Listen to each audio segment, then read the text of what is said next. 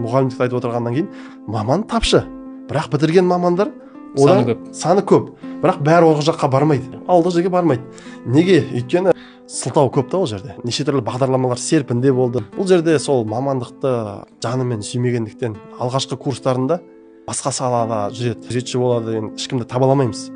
Кассада істейді, сосын аспазшы, түрлі қажеттілікте болады. Бірақ маған ұстазым жиі айтатын да, ұстазым өзіңнің салаң бойынша тапқан 500 теңгең мүмкін официант болып істегеннен әлде қайда жақсырақ. 500 теңгең қазір құны болмағанмен ертең жылдар өте байқайсың, оның салмағы таразыда бәрі басады. Сондықтан басқа салаға барма дейтін да маған әрдайым. Яғни біз кураторлар, адвайзерлер дейікші, баланы баулу керек секілді да, оқитындарын.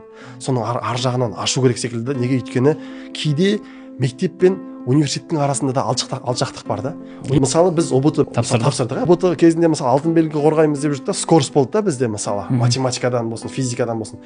Сол бірінші курстың аяғына таман сол скорс бізде жоғалып кетті да. Неге? Өйткені университетте басқа пәндерді оқығанымыз бар. Адаптация қиын. Сосын университеттегі алғашқы пәндер, баллон үрдісі бойынша бізде проблема бар. Неге дегенде, әр студент өзі таңдамайды әлі біздің елде.